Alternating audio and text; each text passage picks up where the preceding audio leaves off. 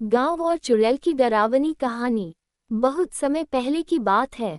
एक छोटे से गांव चंपापुर में रामू अपनी पत्नी मीरा और बेटे मोनू के साथ रहता था। ये गांव शांत था, लेकिन उसके पास के जंगल के बारे में अजीब कहानियां मशहूर थीं। कहते थे कि उस जंगल में एक चुड़ैल रहती है।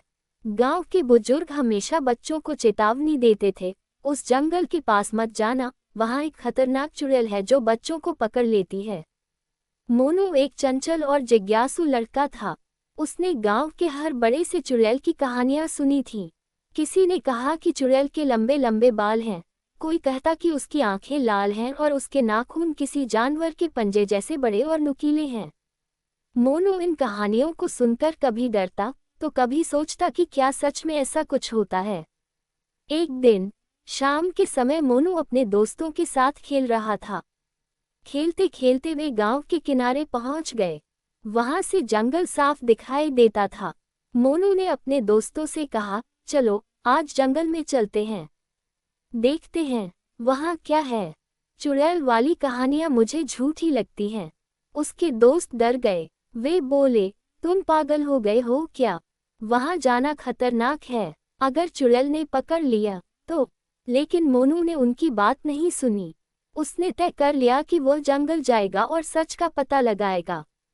अगली रात जब रामू और मीरा सो गए, मोनू ने चुपके से अपनी लालटेन और एक डंडा लिया और घर से निकल पड़ा। बाहर चांदनी रात थी, लेकिन जंगल की ओर जाते ही अंधेरा गहराने लगा। पेड़ों की शाखाएं डरावनी आकृतियां बना रही थीं और हर तरफ सन्नाटा था। मोनू धीरे धीरे जंगल के अंदर बढ़ता गया। अचानक उसे लगा कि कोई उसके पीछे चल रहा है। उसने मुड़कर देखा, लेकिन वहां कोई नहीं था। उसकी दिल की धड़कन तेज हो गई। उसने सोचा, शायद यह मेरा वहम है, मुझे डरने की जरूरत नहीं। जंगल के अंदर जाते ही मोनू को अजीब अजीब आवाजें सुनाई देने लगीं। कभी किसी के हंसने की आवाज तो कभी किसी के रोने की। वह आवाजें पास आती जा रही थीं। अचानक उसे दूर एक बड़ी पुरानी हवेली दिखाई दी। वह खंडहर जैसी लग रही थी और उसकी खिड़कियों से हल्की रोशनी आ रही थी। मोनू ने हिम्मत करके उस हवेली की ओर कदम बढ़ाए। जैसे ही वह दरवाजे के पास पहुंचा, दरवाजा अपने आप चरमराते हुए खुल गया। अंदर सब कुछ धूल से भरा हुआ था। पुराने फर्नीचर, जाले और एक अजीब सी बदबू हवेली के माहौल को और डरावना बना रही थी। मोनू ने अपने डर पर काबू पाते हुए अंदर जाने का फैसला किया। उसने एक कमरे का दरवाजा खोला। वहां एक बड़ी लकड़ी की अलमारी थी और उसके पास एक पुरानी गुड़िया पड़ी थी। जैसे ही उसने गुड़िया को छुआ, कमरे में हवा का तेज झोंका आया और अलमारी अपने आप खुल गई।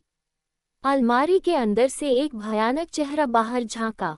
वह चुड़ैल थी। उसके लंबे बिखरे हुए बाल, लाल चमकती आंखें और नुकीले दांत देखकर मोनू के हाथ पैर ठंडे हो गए। चुड़ैल ने अपनी कर्कश आवाज में कहा, तुम्हें यहाँ किसने आने दिया? ये जगह तुम्हारे लिए नहीं है। मोनू ने अपनी पूरी ताकत जुटाकर पूछा, तुम मुझे क्यों डराना चाहती हो? क्या तुम सच में बुरी हो? चुड़ैल थोड़ी हैरान हुई। उसने कहा, बुरी? हाँ, सब यही कहते हैं, लेकिन क्या तुमने कभी सोचा है कि मैं ऐसी क्यों हूँ?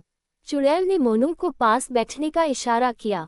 मोनू अभी भी डरा हुआ था, लेकिन उसकी जिज्ञासा ने उसे रुकने पर मजबूर कर दिया। चुड़ैल ने अपनी कहानी शुरू की।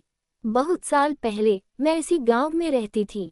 मेरा नाम सुहानी था। मैं साधारण लड़की थी, लेकिन लोग मुझे अजीब समझते थे क्योंकि मैं जंगल में जाकर जड़ी बूटियां इकट्ठा करती थी और बीमारों का इलाज करती थी। एक दिन गांव में एक बड़ी बीमारी फैली।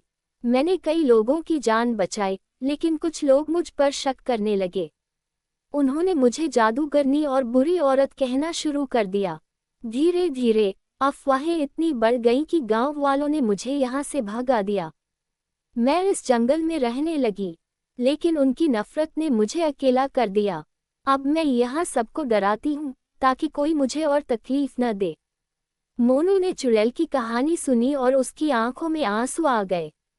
उसने कहा, आप बुरी नहीं हैं, आपको गलत समझा गया है। मैं गांव के लोगों को आपकी सच्चाई बताऊंगा। चुड़ैल ने हंसते हुए कहा, बच्चे, लोग मेरी बातों पर कभी यकीन नहीं करेंगे। वे मुझसे डरते हैं, लेकिन मोनू ने वादा किया कि वह कोशिश करेगा। अगली सुबह मोनू ने गांव के सरपंच और अन्य बुजुर्गों को बुलाया और उन्हें पूरी कहानी सुनाई। पहले तो किसी ने उस पर विश्वास नहीं किया, लेकिन मोनू ने उन्हें जंगल में जाकर सब कुछ देखने के लिए मनाया। गांव वाले डरे हुए थे, लेकिन मोनू की जिद के कारण वे उसके साथ जंगल गए।